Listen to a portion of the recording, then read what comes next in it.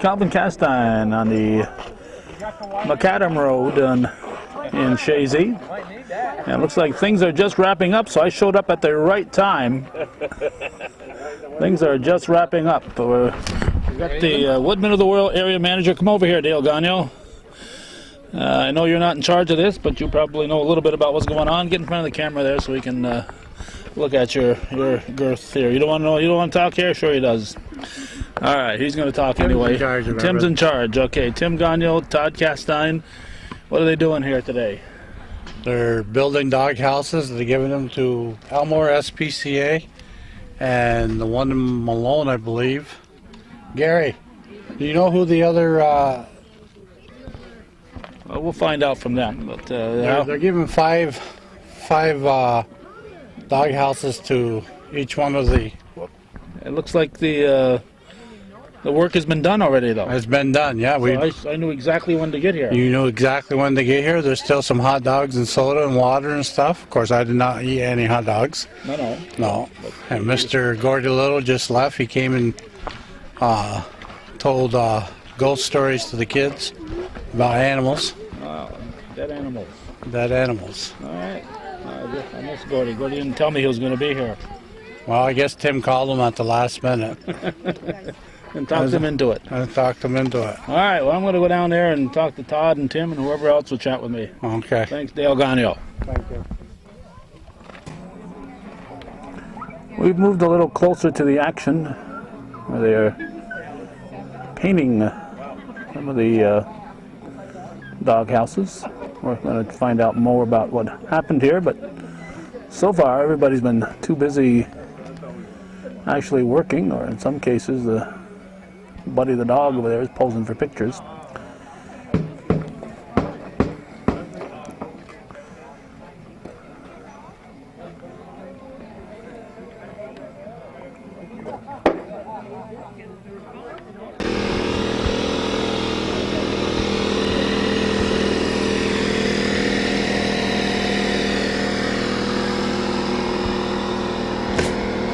Well, these look like I'm not sure if this is a roof or a floor.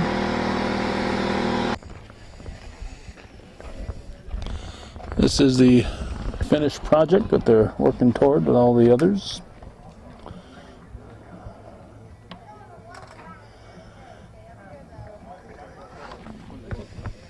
Looks like this is kind of like an assembly line. Henry Ford would have been proud of these workers today.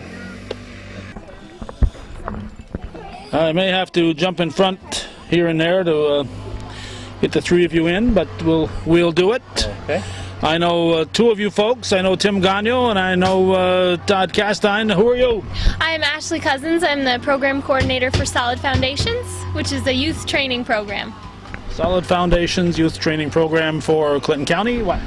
It's a government run. We're stimulus funded. It's through the North Country Workforce Partnership, and we train eligible youth ages 18 to 24 in the basics of the building trades, basic carpentry, plumbing, electrical work. Okay, and how long has this been going on? Well, we had our first session in the fall of 2009, so we ran one session. We graduated 11 people in December, and we started our second session in January. We're about to graduate 8 more in 2 weeks. Okay, and I assume that some of the folks here helping out are your pupils? Correct. 6 of our participants are here today, so. Okay. And actually one from last session is here, one graduate, so. Okay, now do they get credit for doing this? What's their motivation besides impressing you? Well, that is a good motivation, but no, it's a paid training program, so they're being paid for this time, except for the graduate who came back. He's just here volunteering of his own, out of the goodness of his own heart. But the rest of them are being paid for today, and this is part of their work experience, so just learning, and it's also a really good opportunity for them to network and meet people in the community and everything like that, so. Okay, so it's our stimulus money in action here. Yes, trying to get them jobs. Yeah, that'd be nice. Tim Gagno, what's your title now these days? Well, I am currently still a state office administrator for Woodmen of the World, and I am the lodge secretary for Lodge 462. Okay. And Todd, you are the president of this wonderful lodge here. That's what I'm told. From reading the minutes of the meeting, I got the impression that this came about through your children, I think. My children. Well, this is something that we've been talking about for over a year. It started well into last year and then carried over into this year. We decided that this year was going to be the year that we put the event together. Yes, my daughter did a separate project for Elmore SPCA. She raised about $400 on her own through a variety of projects. But what that does is that just ties into what we're doing here today, which is what Woodmen does all the time, which is just taking the time to give back to the community that you work and live in. And that's the important part of what we always try to do with one of our projects. Okay, and what was the project today? What was today's mission? Because I'm so tired, I am going to let Tim describe what the project was, and I'm just going to sit here and nod yes. Okay. Take notes in case... Just make sure, just in case I get it wrong. We're actually building dog houses for 5 local shelters. The Elmore SPCA, the Adirondack Animal Shelter, 3 shelters, 5 dog houses for each shelter. Okay. Let's get that right. 15 of them. It's been a long couple of days, actually. So Elmore, Adirondack, and Plattsburgh, and Northern, is it? In Malone. So each of the places are going to get 5 dog houses. Just to help house some of the, and we know that everything's overpopulated with the animals, so it's an extra place to house the animals. Okay, and what prompted the Woodmen to get involved with it? What made you think? You said you were thinking about it a year ago. What made you think that you needed to do this? Woodmen is actually an animal. Woodmen actually has a project in a box type situation called Animal House, where the idea is to educate people on dealing with animals, dealing with pets, and build dog houses for the SPCA and different organizations. So it's something that nationally the Woodmen encourage? This is something that nationally the Woodmen encourage. Okay, now I see a whole lot of material here. Who paid for that material, Todd? Well, look at the camera a little bit. I don't want to get closer to I think what we need to do is take a minute and actually back up, because the project that Tim is referring to, what we did is we expanded on it. Okay, the project itself had dog houses that we thought weren't going to be big enough. So the gentleman in the background, who's actually working next to the nail gun, sat down with me a few days ago. Does he have a name? His name is Aaron Claffey from APC Renovations, and he works collaboratively with Ashley's organization. He is one of the instructors in that organization. We sat down, we redid the plans on a Wednesday night. We ordered the lumber on Thursday morning. We had the lumber delivered. Aaron and 4 of his former graduates, I believe, sat there and cut out all of the 15 dog houses, put the bases together. That evening, we stacked the bases and all the individual parts that needed to be put together onto a trailer, cranked it all down, drove it down here, parked it, took a day of rest on Friday, regathered, figured out what we were going to do, what else we still needed to do, like hardware, nails, all of the hinges, anything and everything that we needed to actually finish the project. And then by 5 o'clock this morning, I was up buying flour for the dog biscuits that were being made inside the lodge with the kids. And then by 7:30, we were here this morning setting up, getting ready, unpacking all of the pallets, getting all of the dog houses laid out. And then really nothing was unpacked until about 9:30, 9:45.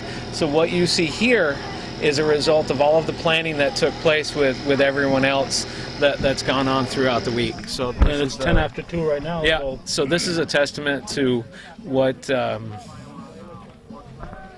don't know, working together can do. Because I couldn't have done it by myself. No, none of us could have done it by ourselves. How did you get involved? Did you contact the Did the Woodmen contact you? Or? No, actually, Aaron Claffey, as Todd mentioned, is one of our instructors. He teaches the carpentry portion of our training, and he was getting involved, and he said, this would be a great opportunity for us to give the guys some work experience, and also to help out, the Woodmen, which we actually came up, the Solid Foundation Session 1 came up and installed the front door on the Woodmen Lodge here as one of their work experience projects last session. So we kind of got involved that way, but the link was definitely Aaron Claffey, and so we were just happy to help and happy to be a part of it. And well, you need this kind of projects to definitely to get the word out about our program a little bit, but also it helps to make those contacts in the community and help these guys to network a little bit, which is something that's new to them. They're 18 to 24. They don't have a ton of work experience yet, and we're trying to kind of get them on a different track. So okay, this helps. Just off the subject for a moment, have your graduates from last fall had any success yet? Some of them have, yeah, and it's a tough economy out there. We all know that. It's very difficult. They graduated in December, so it was like right in the middle of winter. So 2 of them did get jobs with JCEO with their weatherization crew, and they're still working there, and they've gotten their BPI certifications now, which is, in green energy efficiency and green technology and stuff. One of our guys is a forklift operator. If there are people out there who want to get involved and become part of your program, is there a number to call? Yeah, we are going to be starting a summer session on June 7th, and so they can contact me or they can come to the One Work Source Center, and this is across 3 counties, so Franklin County, Essex County, and Clinton County. They could go to any One Work Source Center and ask for an application. It'll get back to me, and I'll start interviewing next week. So. Okay, so you operate out of the Plattsburgh Air Base area? Yeah, out of the One Work Source building. Yep. I still call that the Plattsburgh Air Base area. Yeah. And I probably will to my dying day. Yes. Yeah, that's where they would go. And the next session is when?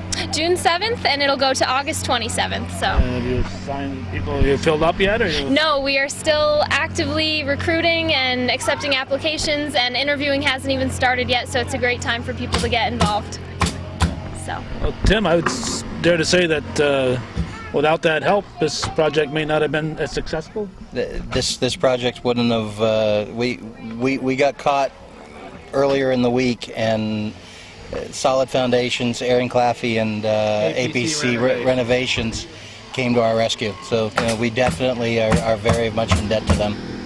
Yeah, and it's a win-win. 'Cause they benefit because they need Certainly, the experience, and it's the perfect type of organization to to join hands with. Here we are on Join Hands Day. Definitely. Another Woodmen project. Well, that's a whole fraternal national project. So that's why we're doing it today. Today is Join Hands Day. Today is Join Hands Day. Oh, I thought it was May Day. It's all of those things. Okay. Anything else that I should know about and not smart enough to ask? Kiwanis was here this afternoon and this morning helping. One of the local packs from the Cub Scouts was here from Moore's this morning. A variety of key clubs from most of the local schools. And Sable Valley High School had a group of kids here. And the Kiwanis Action Club from the Advocacy and Resource Center in Plattsburgh was here as well. So this was truly a group activity. Shook some bushes here We shook a lot of bushes, and I want to say peeked in a lot of windows, but knocked on a lot of doors to get the help that we needed. Might have peeked in a few windows too. I don't know. If you saw somebody peeking in your window, it was just Todd looking for help. And we get a lot of help. WOKO jumped on and gave us a wonderful advertising situation. Went out and brought in sponsors. So Adirondack Mobile Vet Service is here. Well, they were here. Looks like they've headed out. Tales of the Adirondacks, Riley Ford, Cornerstone Drug and Gifts. I'm trying to think if there were any other that were in that radio advertisement You'll part. think of it 3 minutes from now. And then we have Remember Me Pet Crematorium, who gave us some money and helped out with that, and several.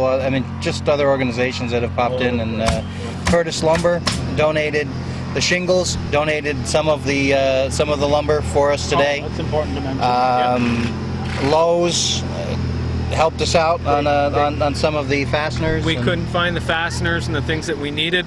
Lowe's cut us a deal and gave us the smaller boxes at the larger box price, combining the packs, so we got a reduced rate. Everybody has contributed, and from the smallest to the largest waste. Yeah, and you also got some good coverage here. I saw Suzanne Moore from the Press Republican. I saw Carolyn Kane from the Lake Champlain Weekly, and I saw Channel 5. We couldn't have asked for a better day, and we couldn't have asked for a better group of people. Definitely. I don't know what to say after that there. And we will have some extra footage here. Tim's been, instead of actually working, he grabbed his camera and took That's pictures. what I do. Ask Todd. That's what I do. I make sure that the event is documented. As someone who runs a camera, I can appreciate that. So we'll have some footage from Tim that we'll put on at the end of this. And unless there's something else to say, I want to thank you all for doing this. One quick one. We also want to thank Gordy Little. He was here. He did ghost stories with an animal leaning for the kids, and we had a great time doing that too. Okay. Lastly, APC Renovations saved the day, along with Solid Foundations. Thank you very much. Thank you. Thanks. Thanks.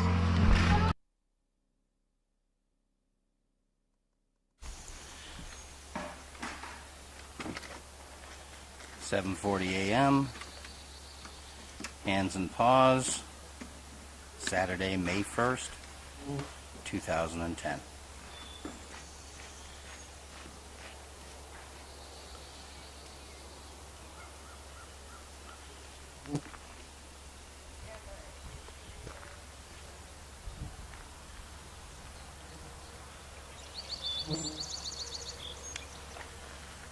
Just getting the lay of the land.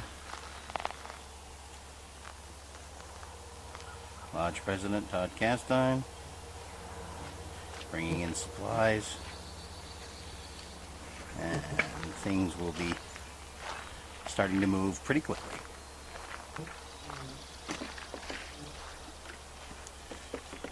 Doghouse supplies back here.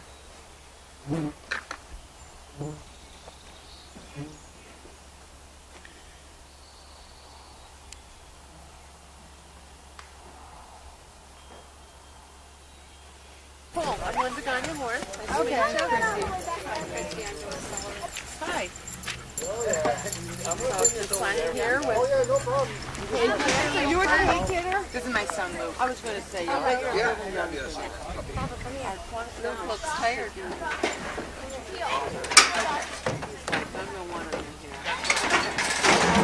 Kiwanis unloading cookers. First, I was going to say.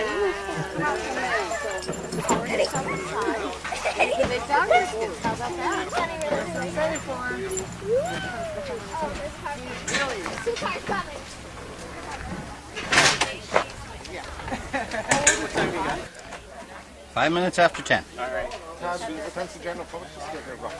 Everybody starts getting here around 10. Okay. I'm waiting about 5-10 more minutes, and we're going to make a couple more announcements.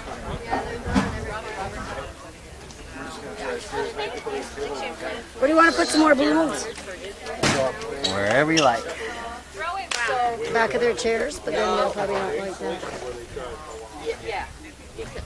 But Robbie, the one that Robbie's going to put in. It's okay.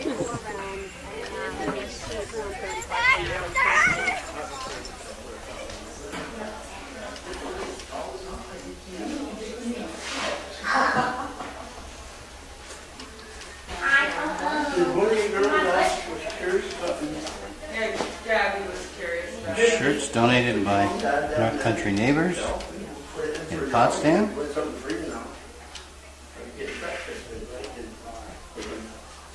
Let me know. They know if they don't. What's your name there? What's your last name? Win? Okay, that's a win-win situation.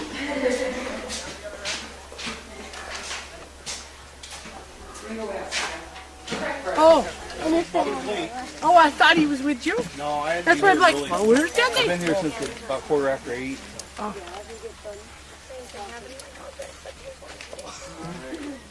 Okay, real quick, one. I want to thank everybody that's here. We're right at the start of this activity. We've got more people coming throughout the day, activities throughout the day, a couple of safety things right at the very beginning. If you have a screw, if you have a nail, if you have a hammer, do not use them to put them into other people's body parts, okay? No screws into ears, noses, eyes, or rear ends, right? Everybody agree? Say yes. Yes. Good. Okay. 2, if you see somebody fall over, you help them up. If you see somebody fall over and they can't get up, you go get somebody else to help them, right? Everybody say yes. Yes. Okay. Now, we're going to set up the workstations in just a couple of minutes. So what we're going to do is we're going to need some of the bigger guys over next to that trailer when we set up. Couple of things when we get over there. The stuff is heavy, all right? So we're going to put it in 3 different locations. We're going to tell you where to put it. And then whoever is not helping with moving that stuff, please move aside because it is big, it is wet, it is heavy. Everybody understand? Yes. No, I didn't hear you. One more time. Yes. Okay, thank you. All right. Now, because this is a Woodman event, because we have the scouts here, because we do this at every event, okay? Every event means everything that we do is for the community, right? And what we do is because of what's happening right there, okay? So I need 1 scout, and I need 1 kid from the schools, and somebody to say the Pledge of Allegiance. All right? 2 girls, 3 girls, 4 girls. Hannah, come on over. Come on. All right. Hats. Yeah. Go ahead. I pledge allegiance to the flag of the United States of America and to the republic for which it stands, one nation, under God, indivisible, with liberty and justice for all. Okay, this is Woodman's first, I'd say, big event down here at the lodge since the holidays when we had the, the sleigh ride and the hot chocolate and stuff. Did we do anything else that day? No, not that you remember? Okay, good. Safety first. Everybody, please be careful today. As soon as we get the dog houses out, then everyone will be able to choose which station they're going to work at. Those of you that don't want to help with putting the dog houses together, there are dog biscuits to be made inside, coloring activities for the kids. We have shirts for sale, 50-50 tickets. Donations are accepted throughout the day because we have all spent a lot of time and a lot of money getting all of the materials that are needed to donate these dog houses. Okay, does everybody understand? Yes! Okay, good. All right, so we've got 50-50 tickets, 1 ticket for $1, and for $5 you get an arm's length. I'm not sure whose arm we're going to use yet. If you're smart, you can find the guy with the longest arm, okay? Right? No? It's not all that funny. Come on, somebody work with me here. All right, thank you. All right. All right, so, hey, Pete, how are you? All right. So we've got the Kiwanis here. Who else have we got here? Where's Gordy? He's coming. He'll be here later. later. Yet, then, so you can't say we've got him here. All right, thanks, Dave. All right, so we've got Kiwanis. We've got what? K-Kids. What else do we have? Boy Scouts. Boy Scouts. Action Club. Okay, anybody else here? Solid Foundation. Solid Foundations. Okay. Who else? Where is he? He's over there. And who is he? She's right there. I know. Adirondack Mobile Vet Services. Okay, everybody is here. Everybody is contributing. And Donald's here. Everybody say hi to Don. Hey, Don! Hi. Hi, Don. APC Renovations. And APC Renovations is going to be here in a couple of minutes. When APC gets here, we're all going to do one great big hoot and holler because the folks from APC Renovations and Solid Foundations are the ones that saved this project this week. Okay? By Wednesday, we didn't have the right plans. Okay? By Wednesday night, we had the right plans. By Thursday, we had all the lumber delivered. By Thursday afternoon, we had all the lumber cut. And by Thursday night, it was all down here at the lodge and ready to go. Okay? So when the guys from APC Renovations get here, we're going to stop and everybody's going to give one more round of applause for APC and Solid Foundations, because they have helped to make sure today and all this week and everyone else that's here that this activity is actually going to happen. All right? So I need anybody and everybody over there that can help unload. We'll get our workstation set up in a couple of minutes, and then we'll make some more announcements in a couple of minutes. Thank you, everybody, for coming. There's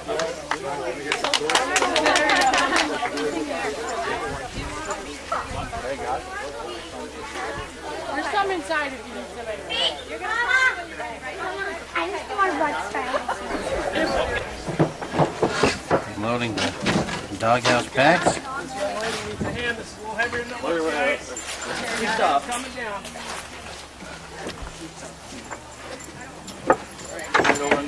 Group. Side. Okay.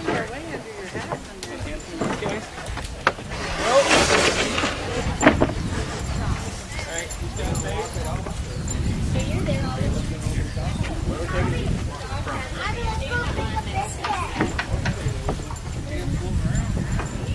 Hi, dog. Take it over and hold it in the air, guys, till they bring the base over. I know, right? It's bugging basketball. Be careful with the trailer. Softer than my dog. Maybe not.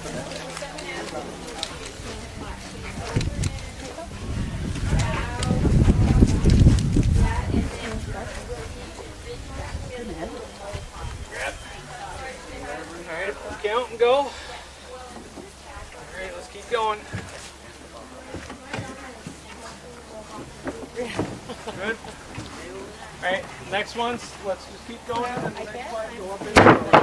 Is every crate like That's a whole dog. Shut. I know, we're gonna get those things done fast. Now kids, there's water, soda, Powerade, and it's over in a...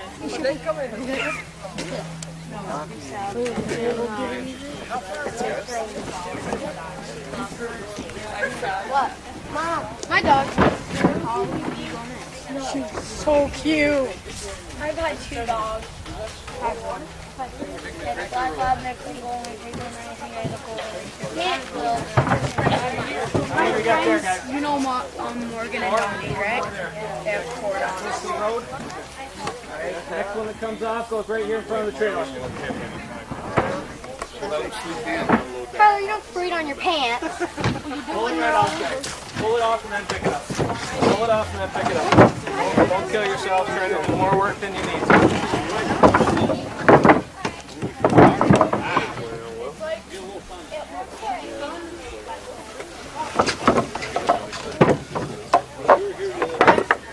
They're coming. They're a little clumsy.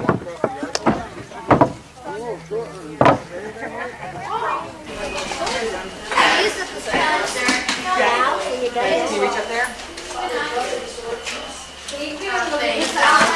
Making dog biscuits. Olivia, really put some strength into that. Push hard. Flatten it out some more. There you go.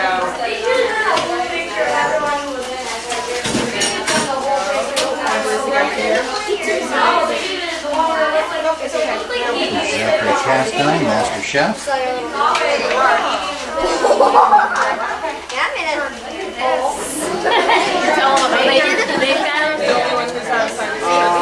Here's this.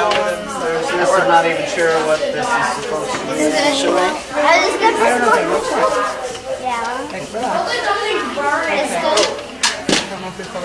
Is this good? Yep. How do we take it out? How do we take it out? It's wrong way.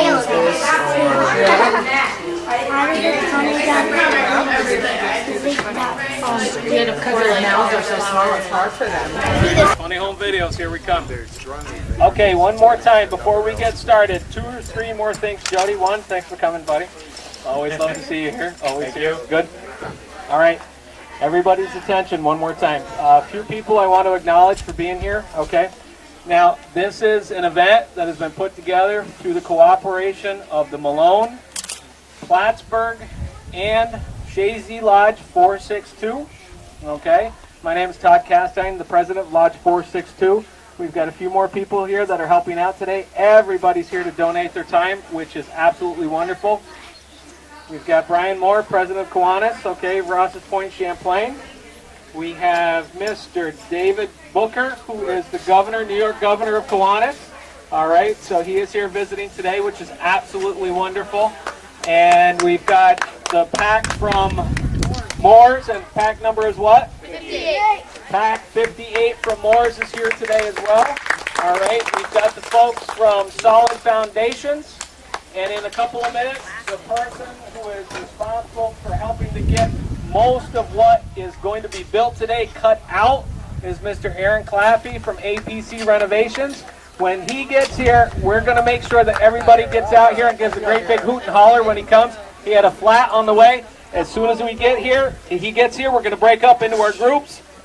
One of each of your guys from Solid Foundations is going to help lead the groups as we put the dog houses together. Surprise, if you didn't know that, you know it now.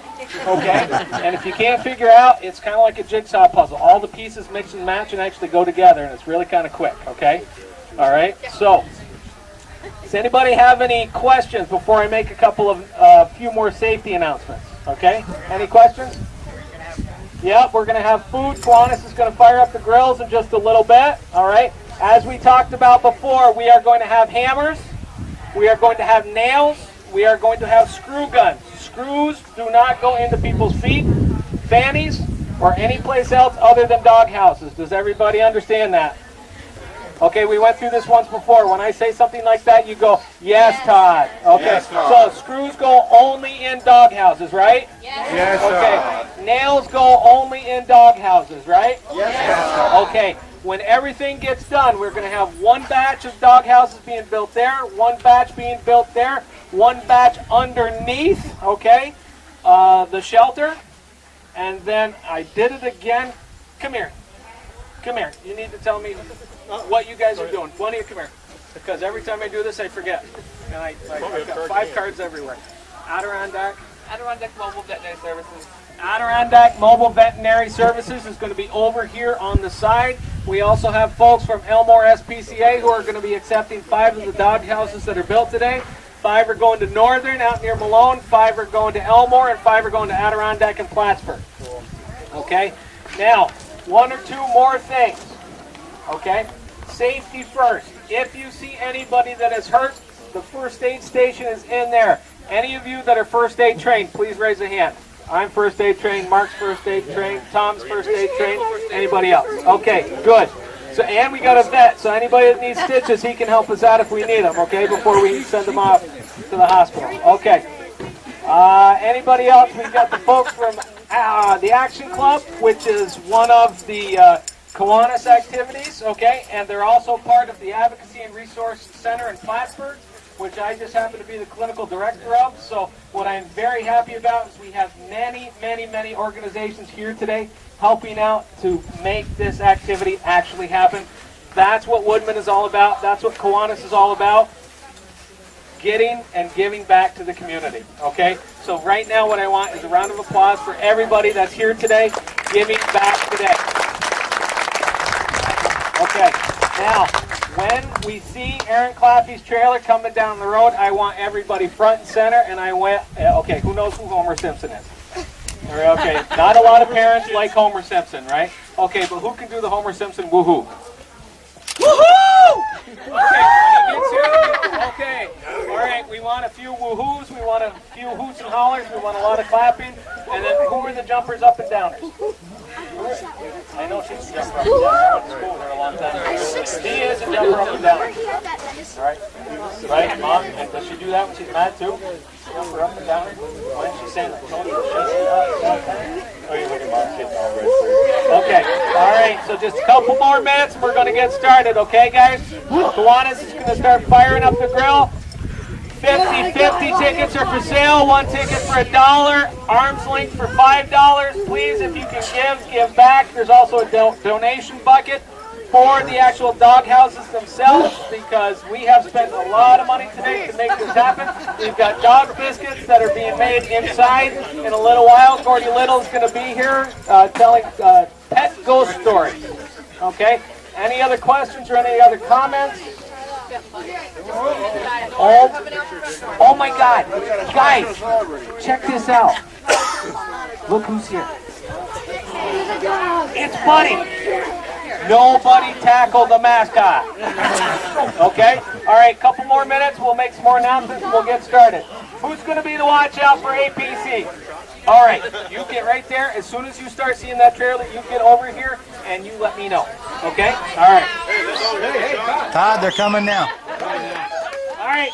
Everybody outside. Everybody outside right now. Everybody come on, let's go.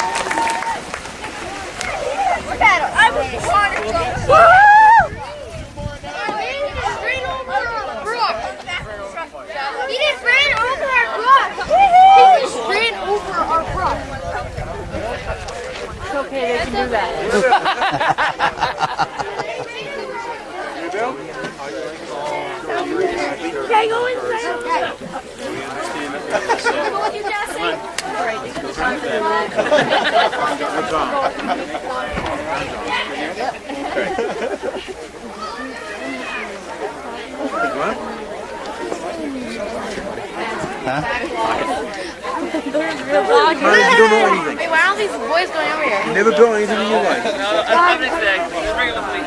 So you lucked out. You are being lady. Okay, that's fine.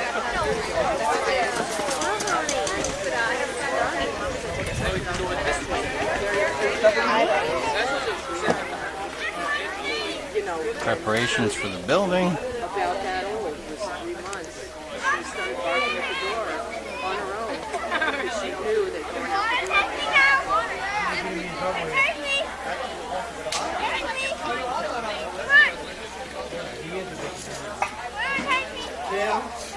So we're working with some power tools, okay? We kind of need an idea as to what we're going to be doing with these power tools. Can I get a show of hands of who's used power tools before?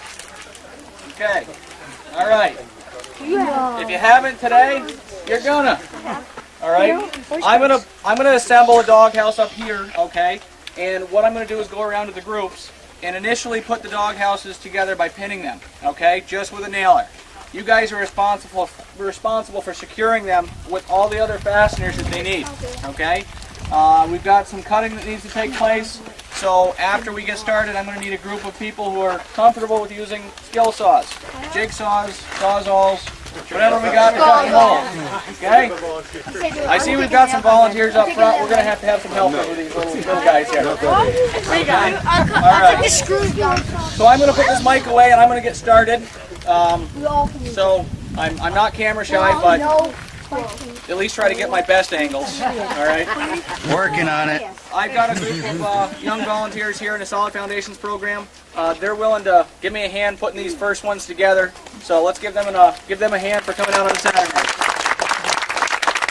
All right, I'm going to hand the mic over to whoever wants it. I got to get started here, so Okay, back up a little bit. here we go, guys.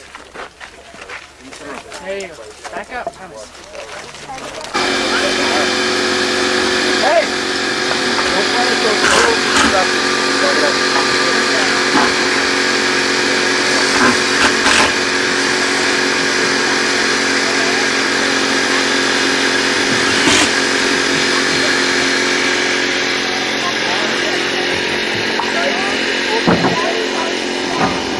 Done deal.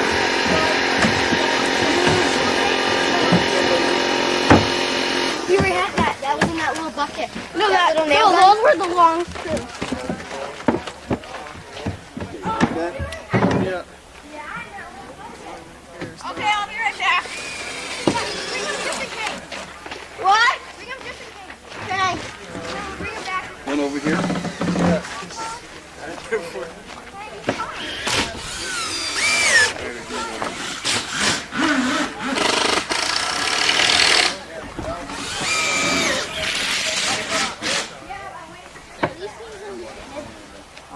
think so. I think we're gonna paint them purple. Maybe orange, who knows? Look at that. Okay.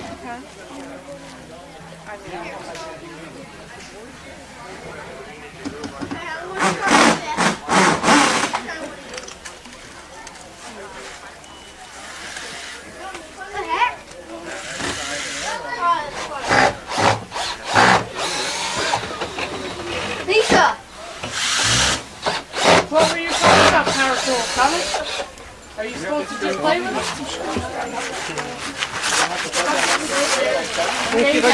Yeah, I gotta take one out though, so it'll pivot.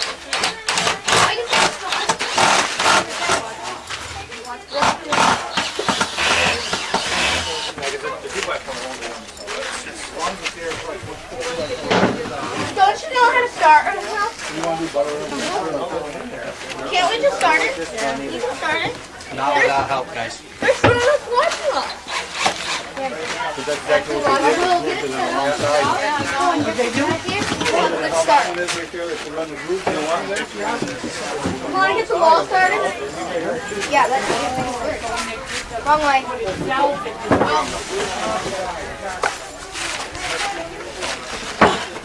Okay, so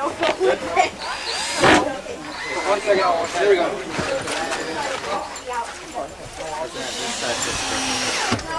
All right. Are we working over there, guys? Yeah, you take it down. Put the thing on. Patrick.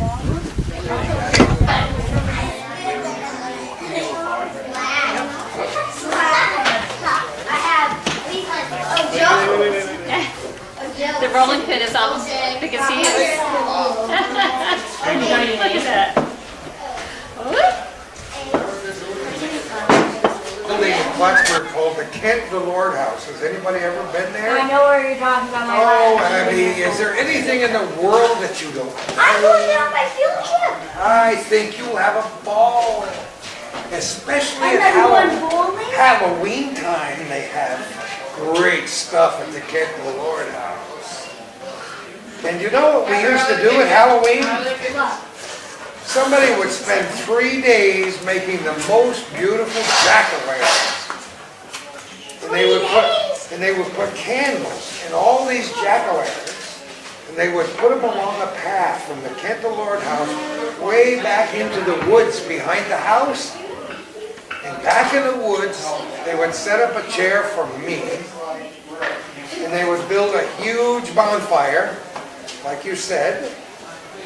And I would tell ghost stories until everybody finally got tired and went home. People, big people would come there, little people would come there, and every year I would tell ghost stories back in the woods around the bonfire. And one year it rained. I'm talking Noah and the Ark here.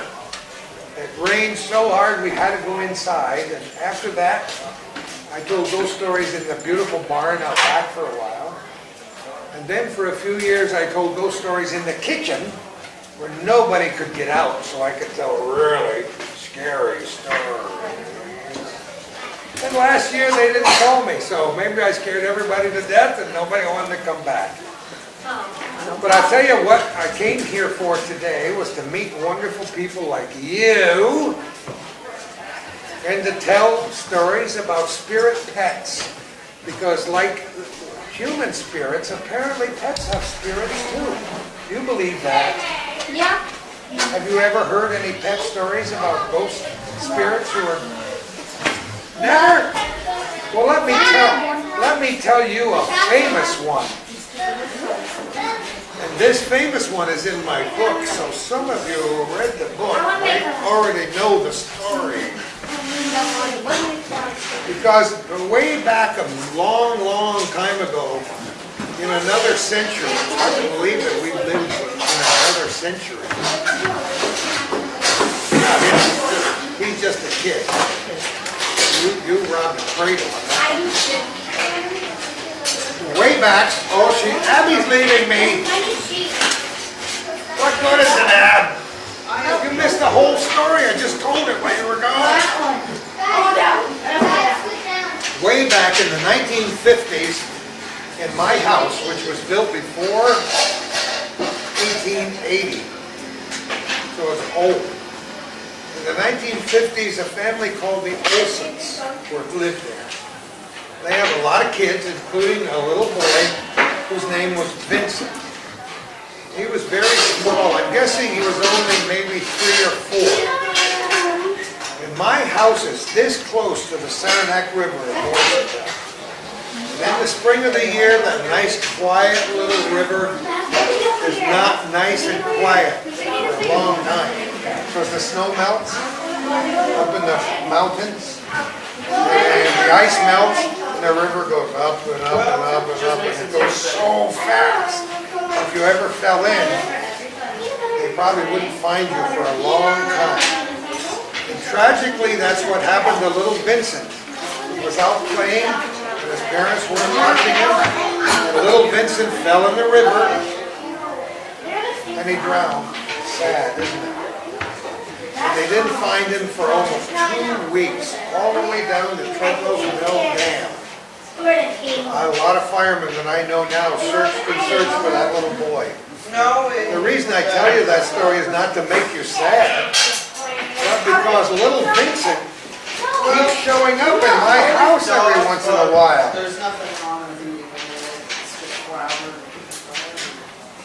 My daughter Barbie, who was in college, worked late in the library one night and came home and looked at the love seat which we had next to the window on the riverside of our house. And she saw a little boy sleeping there. She thought it was my little grandson Brock. So she went to bed and got up in the morning and said to my wife, "Mom, where's Brock?" And my wife Kay said, "Barbie, Brock's not here. He wasn't here." Barbie said, "There was a little boy sleeping right there on the love seat." And we think the boy sleeping on the love seat was little Vincent Olson. And he's shown up several times in our house, and I won't tell you all of those stories, but I will tell you something that has to do with pets. Because in those days, we had a great, big, beautiful dog whose name was Chester.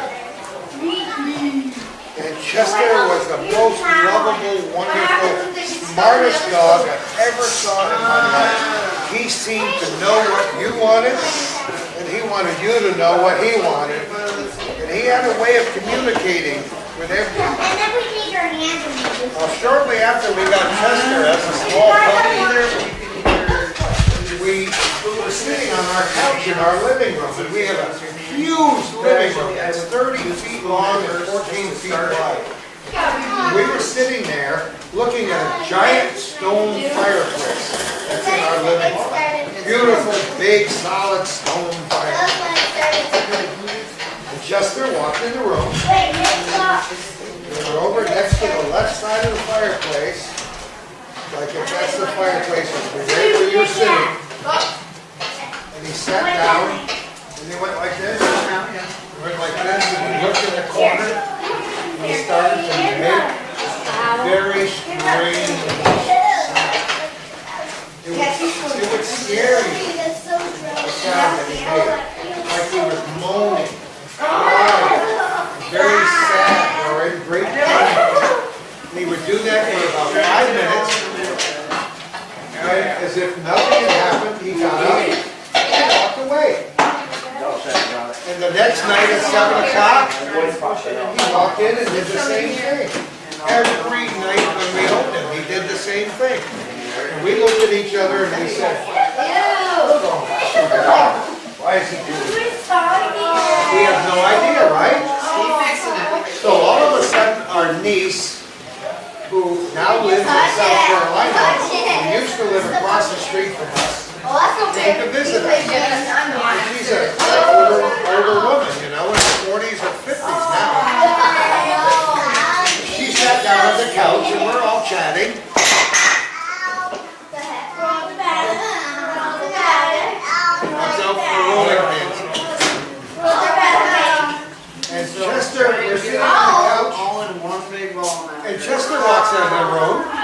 he walked over to the fireplace, and he sat down and he made that noise.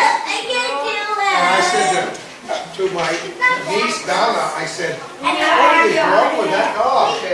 Just when I said that, she turned out white as a sheet. And her eyes got as big as sausage. And she said, I know exactly what's wrong with that dog. And I said, well, don't keep it a secret. She began to tell a story about when she was a little girl about your age.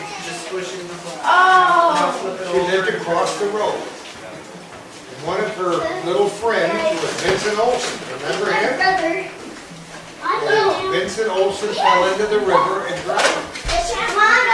And in those days when people died, they didn't put them in a funeral home. Had what they used to call a wake. They would have it right in the house. Right in the house. Right in the house. And people would come for 2 or 3 days at 7 o'clock at night normally, right? And visit the family and try to make them feel better. So this little niece of mine, her father and mother said, you know, you lost your little friend, you fell in the river. It's time that you go over and pay your respects to the family and let them know that you're very sad. And, you know, we'll explain to you that even though we hope you live to be 100 years old, sometimes things happen like this and you should know about it. So they took her by the hand, walked her across the room, into my front door, up my long hallway, and into the living room. The people were in a big long line. People would walk up to the casket and say a prayer and shake hands with the family, and then they would leave or stick around for a while. So she said, my parents held me by the hand and we walked all the way up the hall. We walked all the way through your living room, right over there on the left-hand side, right where that dog used to sit every night and howl, right where that basket was. Somehow, Chester knew that. And he felt very deeply about it. He would come in and pay his respects. And sitting right there next to where that little basket was every night. Isn't that amazing? Look at the dog. I have a question. Is that story in your book? Parts of that story, I think, are in the book, right? Yeah. Timmy knows. Just try it. But there are a lot of other pet stories, too. Can we try it? I told, most of you weren't here before when I was telling the other story. When I first started working on the radio, before anybody in this whole building was born, I worked with a newsman whose name was Dick Hildreth. He was a wonderful newsman. He had been a World War II hero. Oh, I gave one to a dog already. And he told me a story when I was a young reporter that I never forgot. It was very sad. It was very sad then, and it's very sad now. When people get drafted into the Army, they have to go away from their families, and their pets, and their friends. And so, just before he went to leave, he said, I wish I could take my dog with me when I go to Europe, dig the foxholes and travel around and fight. I wish I could take my dog with me. Well, a sad thing happened just before he had to leave town and go into the Army. His dog, who was pretty old at the time, died. It was very, very sad. So he missed his dog, he missed his family, he missed his friends. He went on a big ship and went over to Europe. And fought in places where it was really, really cold and sad and scary. Because you had to dig a hole in the ground called a foxhole, and that's where he slept at night. And some of the time he lived in a tent, in a cot, sleeping on a cot. And one night he was so depressed. He wished he could be home. He wished he could be with his family. And he wished he could see his dog.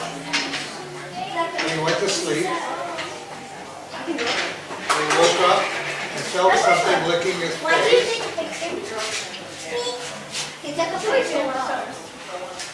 And he reached over and he felt the dog.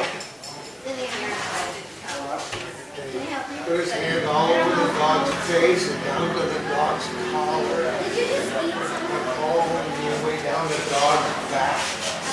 And it dawned on him right then that was his dog. When it come to see him way over there in Europe. He petted the dog and he felt so much better. His friend was there with him. And after a while he reached over and grabbed his flashlight to make sure that it was really his dog. Then he turned the flashlight on and guess what happened? Nothing.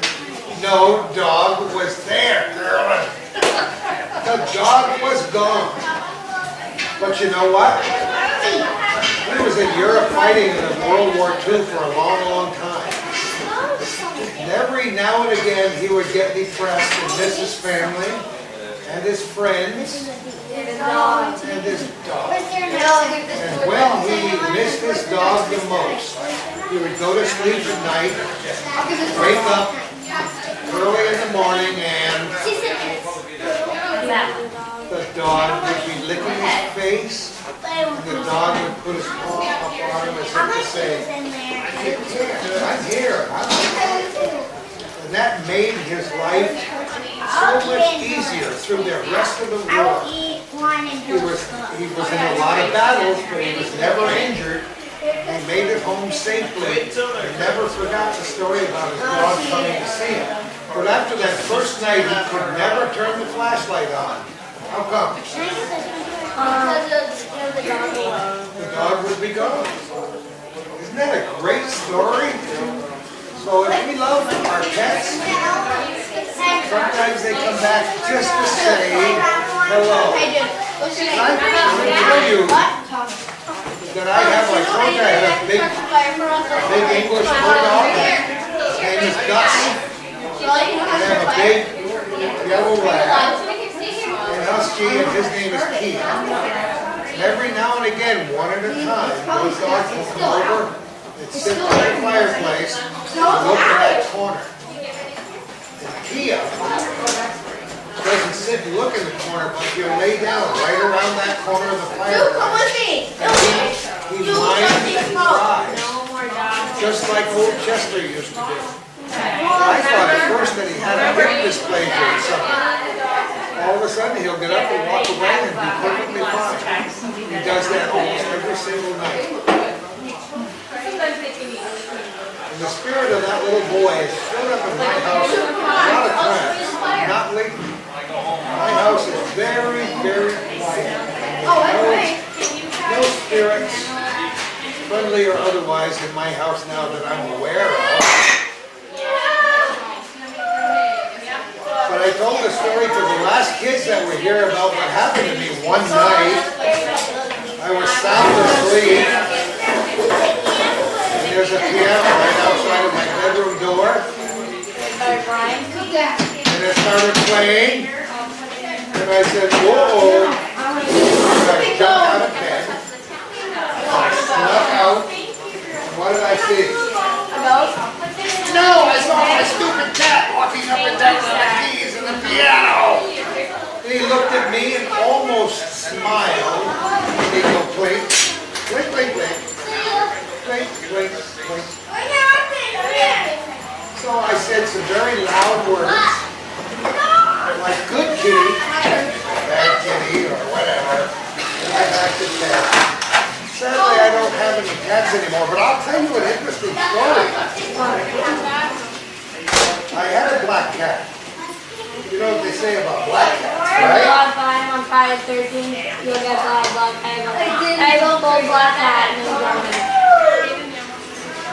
I can't even remember what my black cat's name was. But we had this black mother cat for a long time. Bye, Gordy.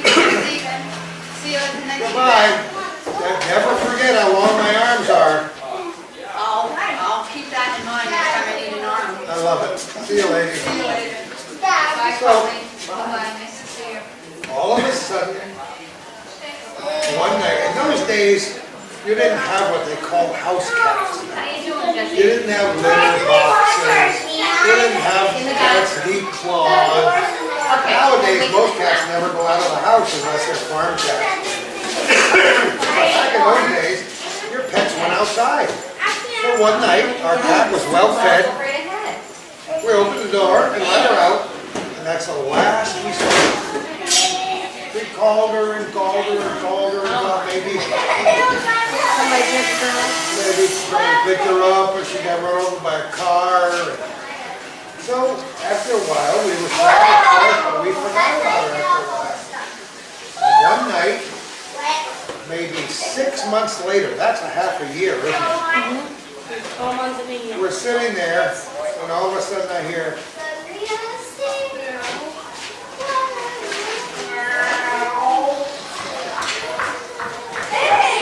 what the heck? I got up and I slowly walked to the front door and opened the door, and there was my cat, just as if she had never left. And she walked in the house, and she went into the kitchen, and she had a drink of milk and ate some food, and sat around for a little while, and then she wanted to go out. So I went to the front door and opened the door and let her out. Can you come back for another 6 months? She didn't ever come back. That was the end. To this day, I have no idea whether that was a real cat that came back or whether it was our cat and just decided to Not come back? find a place where there was better food or something. I don't know. Isn't that weird? Now I'll tell you a story that nobody has heard in this room. Even you. There will be a story in my next book from a street called Park Row in Chazy. On the end of Park Row, where it meets the Gatto Road, is a funeral home called the Brown Funeral Home. Brown funeral. And the basement of that funeral home contains an apartment. And that apartment is very, very haunted. And the stories are pretty scary, so I haven't even written them all down yet, but I will. So this story is not about the Brown Funeral Home. It's about another house on that street, about the third house up the street toward Katyville from there on the right-hand side. And a few months ago, I heard from my niece, who was a nurse at the hospital, saying, I got this friend Lisa Gordy, and they got to move out of their house. And I said, why? She said, it's haunted. And it's so crazy in the middle of the night, with all the stuff that happens, that they can't live there anymore. She works at the hospital and she has to get up early and go to work. Her husband works as flooring for Lee Appliance, and he's got to go to work early in the morning. Oh, the doggy knocked the little boy down. I hope he's all right. Is there any ice packs in here?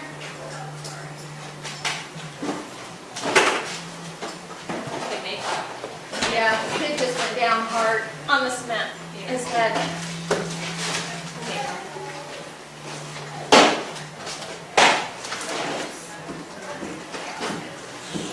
I'll continue in a minute. I just want to make sure the little boy's okay.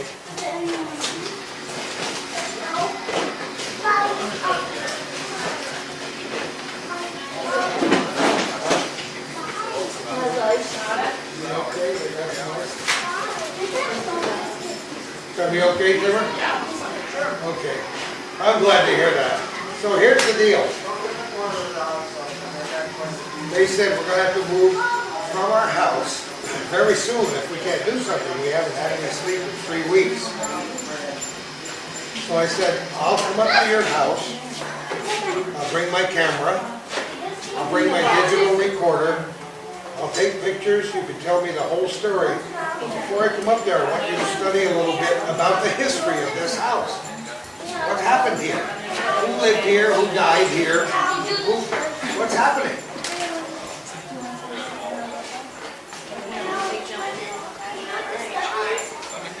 because in the middle of the night, things happen. So I got all my equipment together and I went up there and sat down with the whole family, all except a daughter who's in her 20s. So she like moved out? She had moved out and she lives in New Hampshire and works as an anesthesiologist. You know what that is? If you go to get your tonsils out, they're the ones that give you the anesthesia so you know.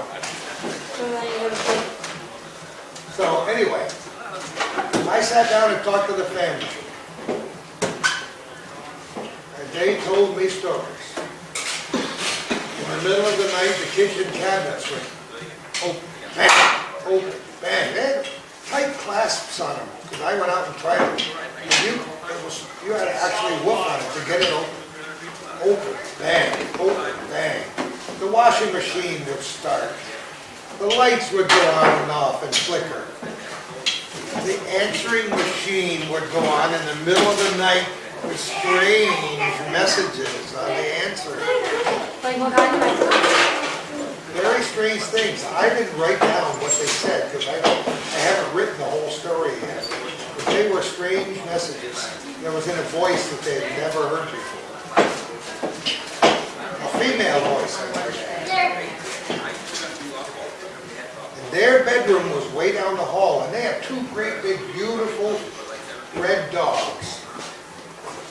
And because they didn't want the dogs in the bedroom at night, he installed this big, heavy fence in the hallway.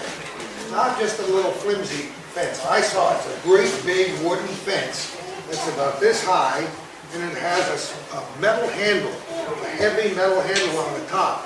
To open the fence, you have to pick the handle up on a hinge and work the mechanism and open the gate. So there's no way a dog could get it open. No way. Guess what? The dog got it open. I don't know who got it open, but every night they would hear click as the gate would open. And suddenly both dogs were in the bedroom, on the bed, scared to death. And something else. Underneath their bed is a huge drawer. I would say that it's about this wide, about this high. And there's a handle here and a handle here.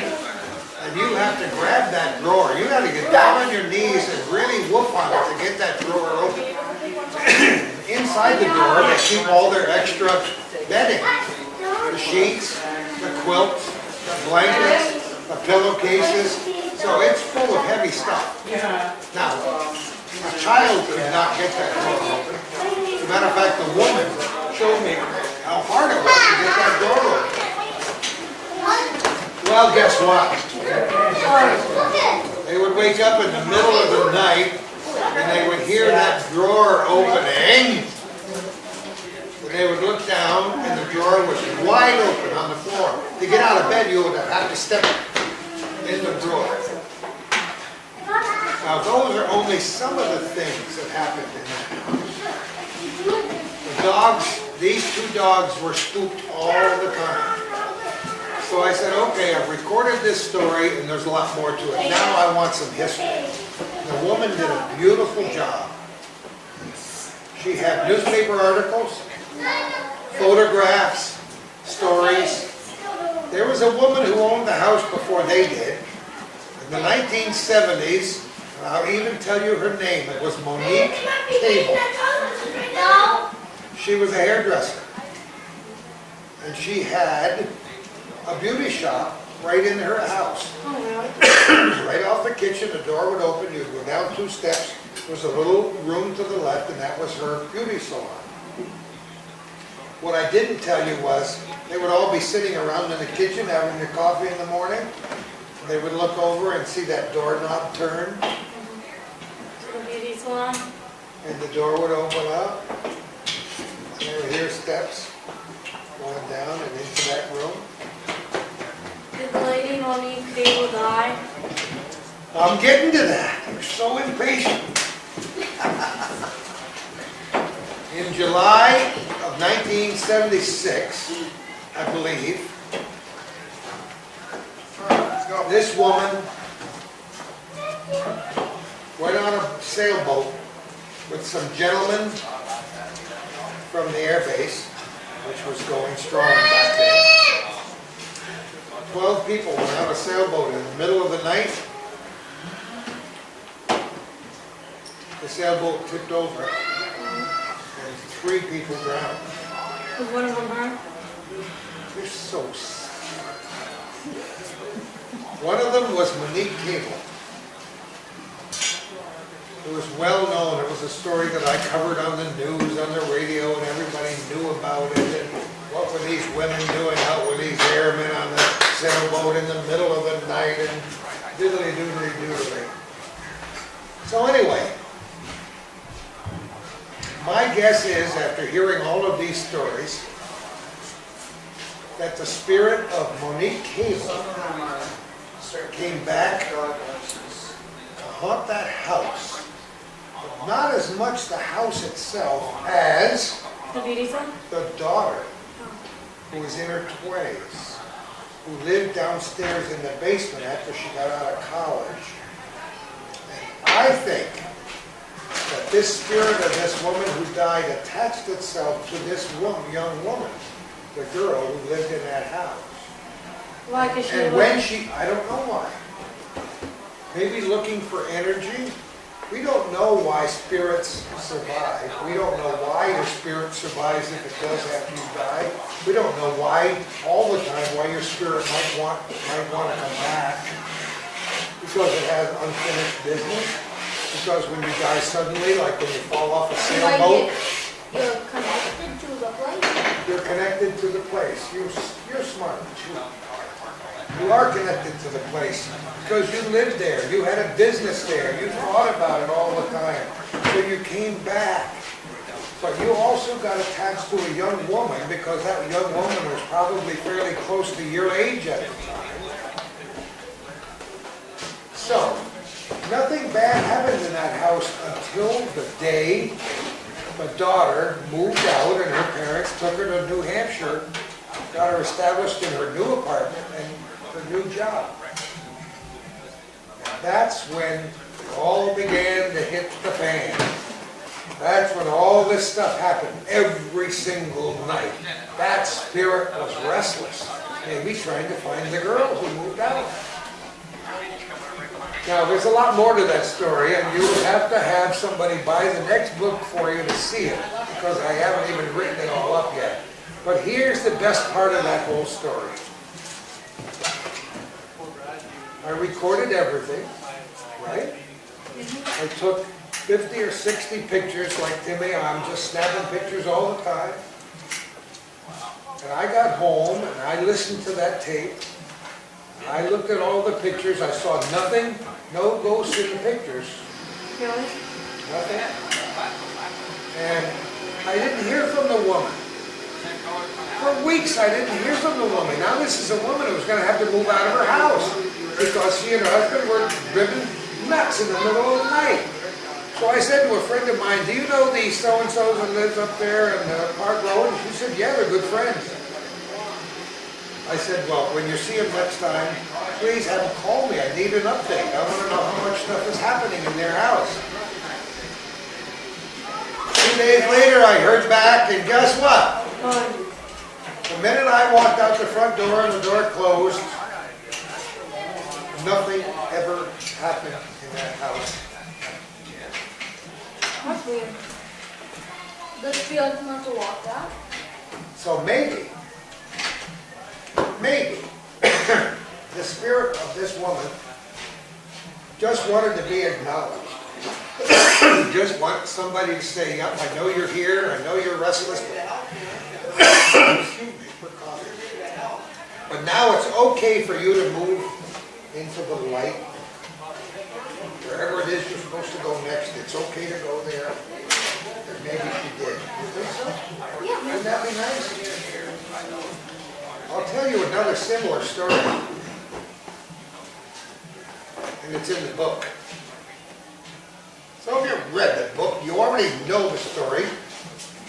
the early stories I wrote, oh, Timmy's coming.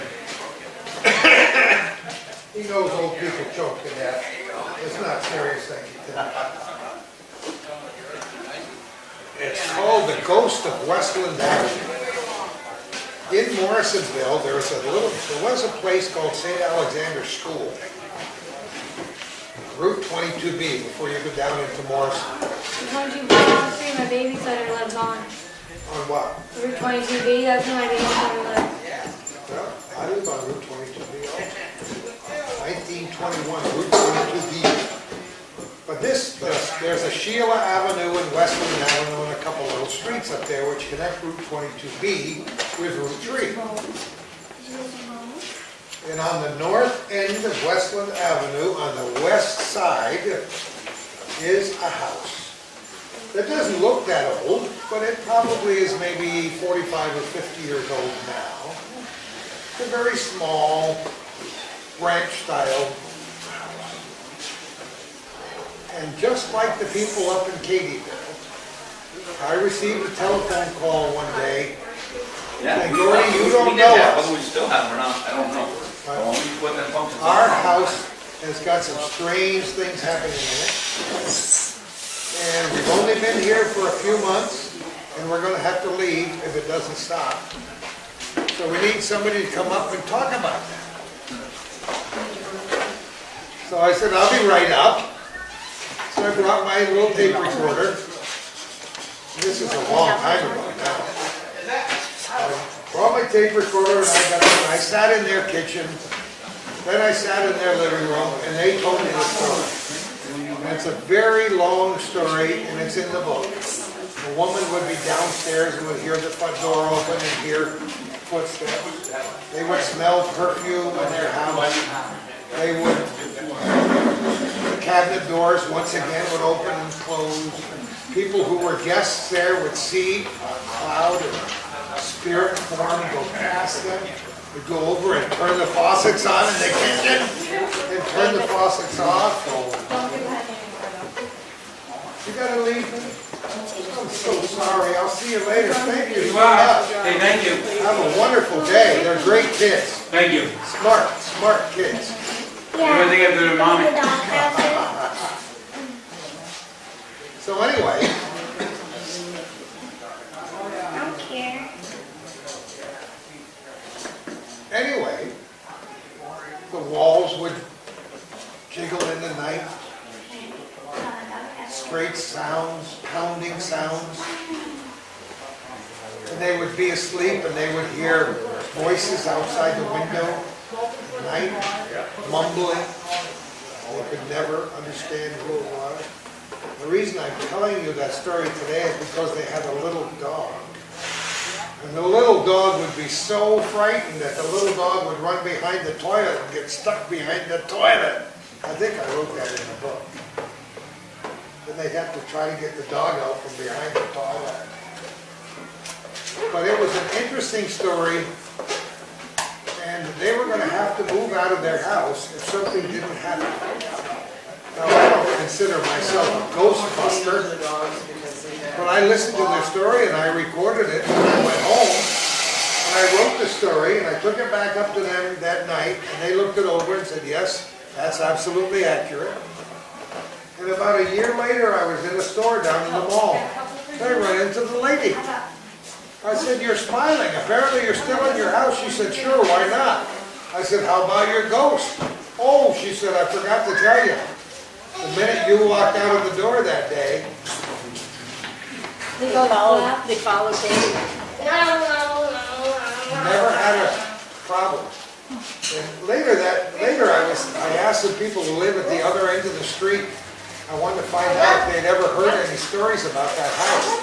They had 4 or 5 kids, and I got them on the phone, and I said to the woman, have you ever heard any stories about that house up there on the left-hand side? And the kids in the background, I could hear them saying, oh, you mean the ghost house? So apparently the people who lived there before this other Garrison family would have problems there as well. So I've only gone back and asked people, that's only twice, what happened after I left. Because a lot of people tell me their stories and I never visit their houses at all. And the good reason why I didn't put any photographs in the book is because most haunted houses don't look haunted, they look like houses. Occasionally you'll see one that does. You remember the Addams Family Yeah. I've heard of it. in the old television shows? Their house looked haunted. There's a place in Osable Forks It looks like it. called the Graves Mansion. Oh my goodness. You drive up in front of that and you say, if that place isn't haunted, it should be, because it just looks haunted. There's another house like that that looks haunted right next to the YMCA in Plattsburgh. Yes, I know what house you're talking about. Oh, you do? Well, it just happens that I know the lady that lives there and you don't. It looks very creepy. It does. She'll never have it painted just because she loves it when people say, boy, your house looks good. Her name is Francesca. Seska for short. And I've always asked her if her house is haunted. She said, goodness no. Guess what? What? It's haunted and she won't admit it. Because her son, Timmy Hartnett, has always been a big wheel with the Adirondack Humane Society. But he's told me stories that happened in that house, which I've never written about. But I think it's his late father and Francesca's husband that haunts the house. She doesn't know what it is. Wild, huh? What I found out before I came here today, because I always do a lot of research. I always look at the internet to see if there are any stories about ghosts. And here's one. Look at this picture. See what it says? Look at the picture. Can dogs? Dogs? Can dogs? Look at the picture. Yeah. Picture that somebody took. I like things that Cool? Look. How's it going in there? And I read lots of stories that people wrote in about stories like I told you guys about ghosts. Or vision again. Well, just based on, nobody really knows what happened to us when we die, do they? No. Until we die, and I hope that doesn't happen for a very long time. But there are people who have written a lot of books. Left-handers are my best friends. We're the only ones in our right minds, right? That's way longer than an arm. Come on. That's 2 arm lengths. Oh, that's 2 arm lengths. On a grill. What are you doing there, Apple? 50-50. Whoa. I think you're going to win. I don't know, never know. I put it on the operating. I put them all on his name, you guys can put them in. Tell Gordon about all the pennies around me? No. Well, ever since, Thank you, Dave. I started finding pennies everywhere. And I'm still finding them. Yesterday I found 2 pennies. I get out of my car and I open the door, there's a penny. Go ahead. Well, the day that my mother-in-law was buried, my daughter lives in Anamora. Mommy? Where are they? Yes. Yeah, my mom. She went downstairs in the kitchen and she had these little juice glasses. Take And I think that Dale's mother gave those To mommy? to Joy, and Joy gave I'll take 5. Mommy to her mother. And she said that they flew off the counter What? into the No! Oh, this is good. into the middle of No! they moved up here into the middle of the floor. Thank you. And then they rolled and How you get? the floor slants this away from Arm length, huh? Yeah. That's pretty long arm. And then they rolled back against the sling. Think about it. And you take half of them? You should write about that. No, I do. On all of them? She's still here. Write about it. I'm going to show you Well, you don't need your name. I only have 3 I numbers. have to write about that. Right? See what I think?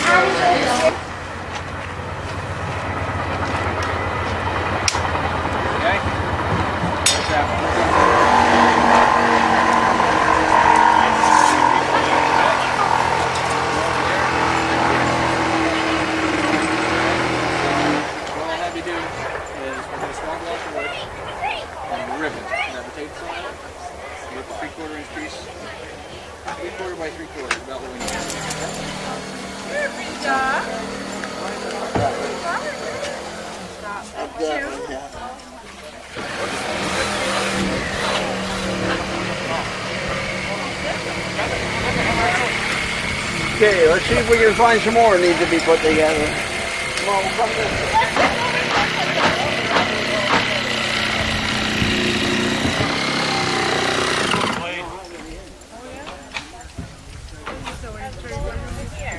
Do you know where Aaron went? Who?